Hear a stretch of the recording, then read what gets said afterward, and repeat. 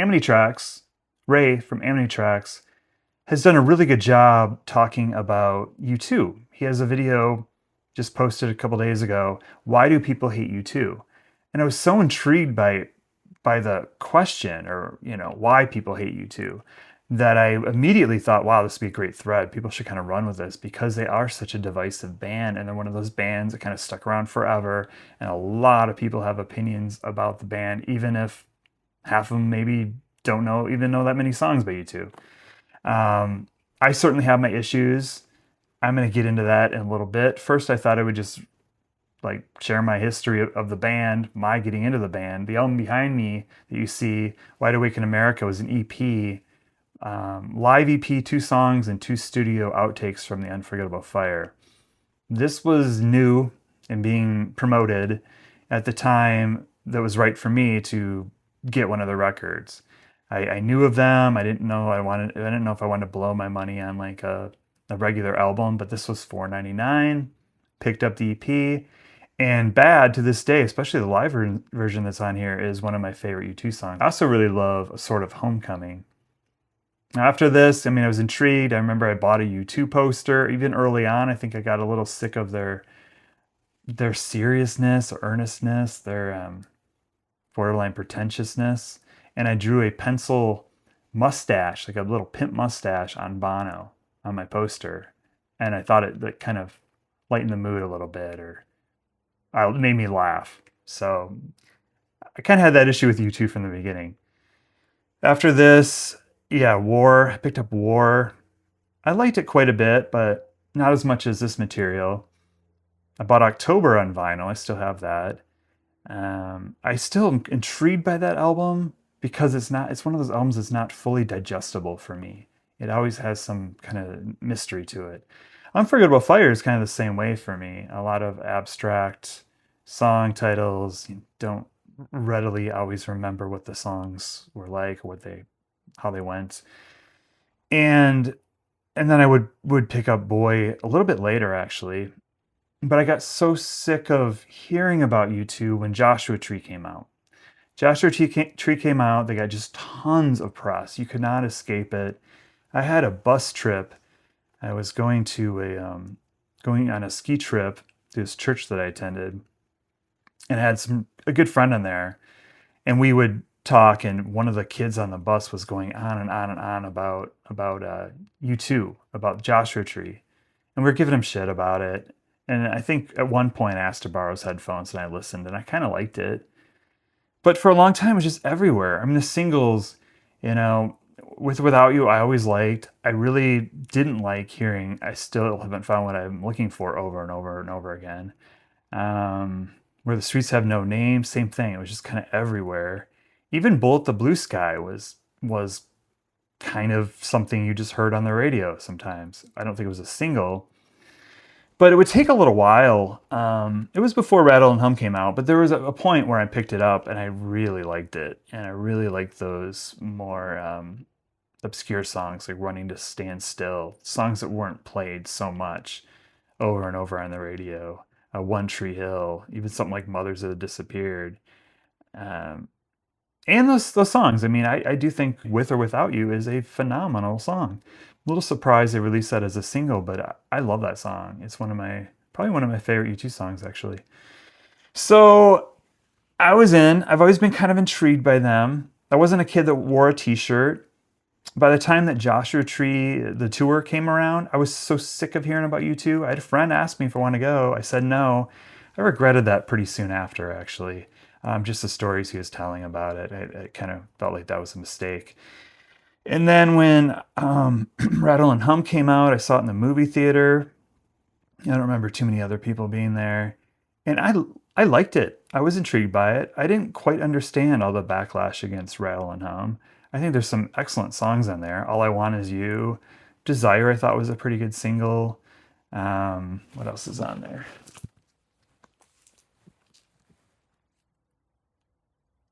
Angel of Harlem, is great. Yeah, and everybody talks about the cover of Helter Skelter, and just they never should have stole that song or what is it? Charlie Manson stole this song from the Beatles. We're stealing it back. I mean, that pretentiousness or those kind of comments, I think, were just sort of like things that kind of annoyed people about him, but about Bono. But I liked it. I liked the album, and it was kind of something I listened to quite a bit, actually. And then it seemed like there was a long pause. They went away. I mean, the thing that they told the press, I think, was like they had to find a way to chop down the Joshua Tree and rebuild the band. I mean, they realized they had kind of outgrown what they were doing, or they wanted to try something different. I mean, I've always admired them to a point for trying different things and just not doing, Joshua Tree 2 or Rattle and Hum 2, which they clearly could have done. Even the way Rattle and Hum came out, that could have been a studio record and probably would have continued the momentum that Joshua Tree had. But being a double album, being more expensive, being half a live album, I think a lot of people didn't buy it, at least not in numbers like the Joshua Tree. So then, yeah, it seemed like they went away for quite a while. Like, didn't really hear about them. Kind of wondered, like, what are they doing? And it just seemed out of nowhere. I was in college, and I hear The Fly on the radio, and I love it. I love this new direction. I'm like, this is really cool. I mean, I remember everybody thought it sounded like In Excess at the time. They had the XL Mount, and Suicide Blonde was a single. But I love this album. I love that song. I didn't so much care for Mysterious Ways, and by then, it was before the album came out. By then, the song's like everywhere, and it's like all you're hearing. But the album came out, and I loved it. I absolutely loved it. Got it like day it came out or right after. Loved all the songs on it. Loved songs like "So Cruel" or "Love Is Blindness," or what else we got on here? I got all these right here. Um, Until the End of the World. Um, Boy, if I thought I was going to get some help from this, look at that writing. It's like really hard to read. Anyway, everybody knows about Achtung Baby, or most people do. Incredible record. It's between Joshua Tree and Achtung Baby for me, as it is for most people, as far as like naming your favorite U2 record. Then they surprised me. I mean, I don't think anybody saw Zooropa coming. I remember my sister's boyfriend at the time telling me that U2 had a new record out, and I couldn't believe him. I thought he was talking about Achtung Baby. Oh yeah, I have that. He's like, no, a new one. And I think he had it on cassette and showed it to me. I was like, holy shit. I mean, this is the era where, sometimes you did just show up at a record store, or a friend would tell you something and you're like, what? But for them, it seemed just insanely, like really, really quick, especially if you think about the time lapse between Rattle and Hum and Achtung Baby. But they've always kind of had or like sister records. War, it was Under Blood Red Sky, and Fruit of a Fire, it was EP Behind Me. Joshua Tree, it was Rattle and Hum.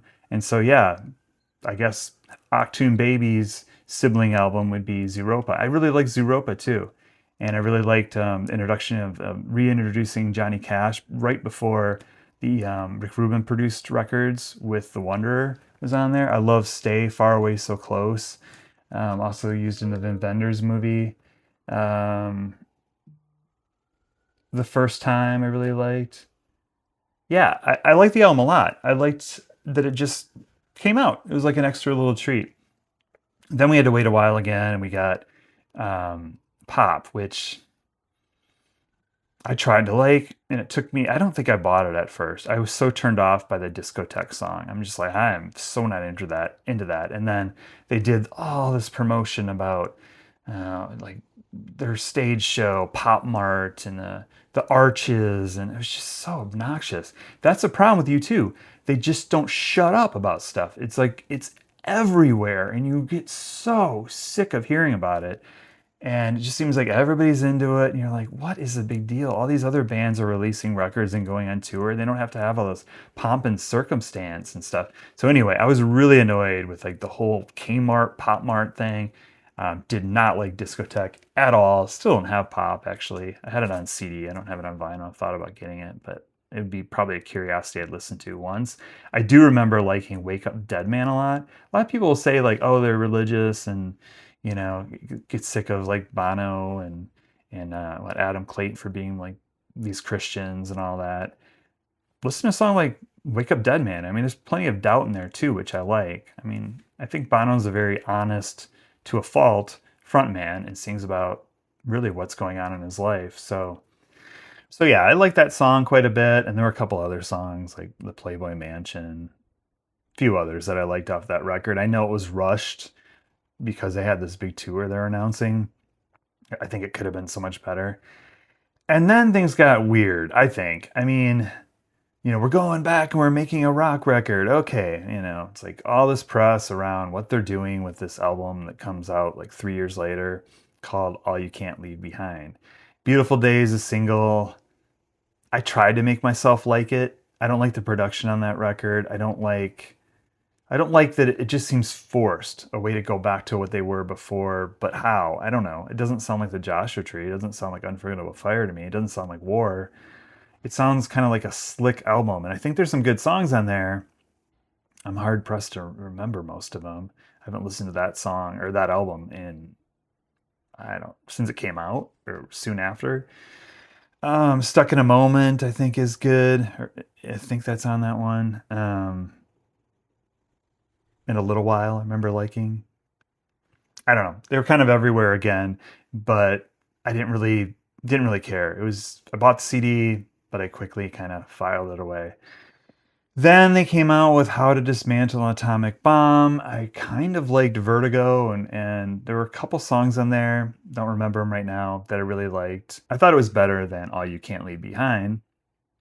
And then, uh, and then I think they kind of lost the plot. Or I mean, I was excited actually when No Line on the Horizon came out because I'm like, cool, they're making a weird record again. They don't care you know, about sales. Although I think the single off that was another ridiculous uh, song that almost turned me off to the Get on Your Boots. It almost turned me off to the whole thing. Like, but that's actually a really good record, and there's great songs in there. Moment of Surrender, I think, is on there. And then I liked the first one that they dropped in everybody's iPhone. I thought it was I thought it was fine at first. I'm just like, well, great. Like people can just hear this record and they can delete it if they want to. I never had a problem with that, but apparently it was hard to delete, which would get really annoying if you're like playing your iPod on shuffle or your iPhone or whatever, and it keeps coming up. You don't want to hear these songs on random. So I can sympathize with that. It was a stupid move. But I like that album. Okay. I mean, I feel like some of the songs were so forced and just bad, but it has a song called Every Breaking Wave that I love. I think that song is incredible. After that, they lost the plot for me. I could not believe um, the what is it? The Songs of Experience, Songs of Innocent. I just talked about. I kind of like that one a little, but Songs of Experience. I just could not believe all the producers they were using and trying to. The songs weren't there, and they're trying to make everything sound so hip and current, and it just sounds awful. It just like why is this band trying to have top 40 hits with like teenagers now? I mean, it's just dumb. That era has gone by. Make albums for your fans. Make albums that are more true to yourself. Like that's where they really lost me. Backing up a little bit, I would get so sick of U2. Like I said, I wouldn't go out and see them on tour. I got so sick of hearing about them with Achtung Baby and the Zoo TV thing. I didn't go. I also by that point I was really starting to hate like big shows more and more. I mean, it would definitely get more intense, but even then I'm like, I don't want to go to a stadium and see this band. So I passed, and that's another one I regret because I know that experience was really cool. I remember watching the documentary or the movie that came out of one of the tour stops, and it was great and really innovative for the time. But again, were everywhere.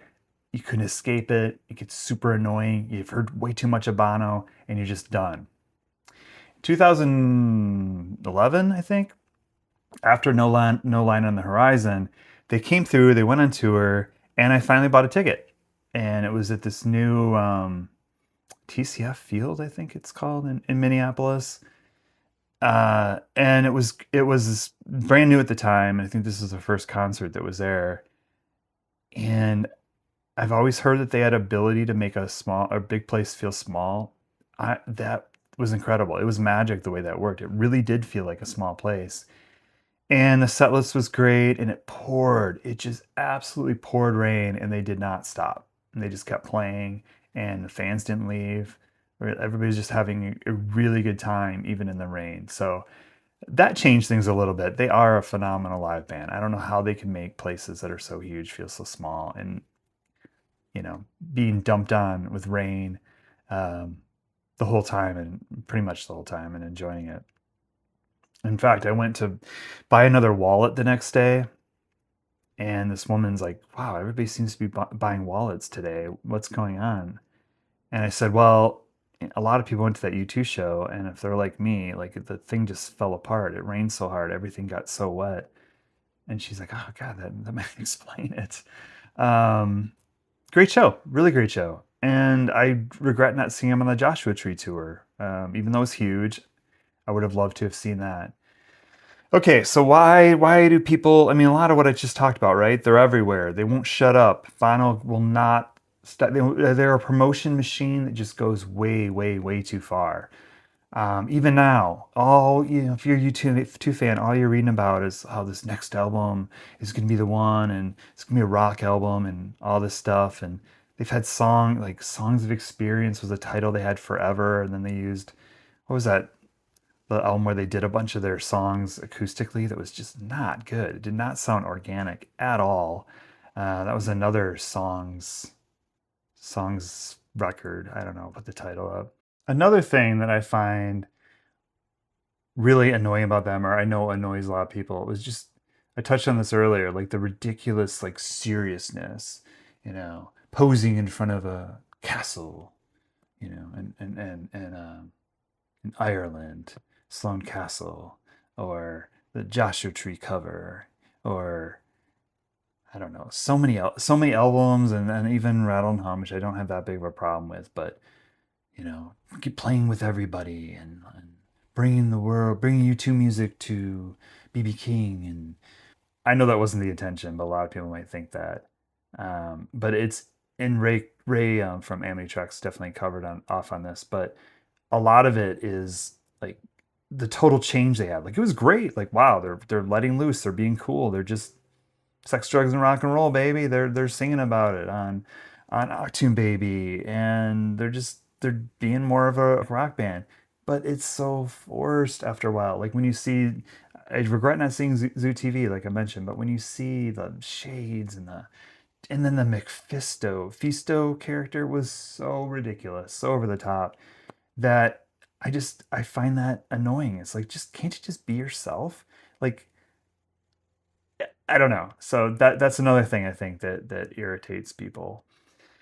So it would be cool to get another U2 record, but I just wish they would just do something that's authentic for themselves. Get Brian Eno and Daniel Lanois back, and just put out something that's good.